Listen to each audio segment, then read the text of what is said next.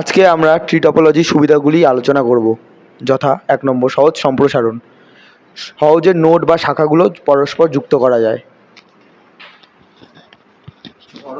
Next point, বড় নেটওয়ার্কের জন্য উপযুক্ত, বড় অফিস বা প্রতিষ্ঠানের জন্য ব্যবহারের জন্য সেরা।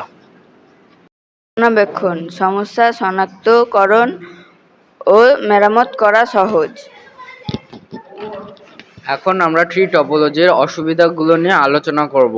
প্রথম পয়েন্ট, রুট নোবের ওপর নির্ভরশীলতা।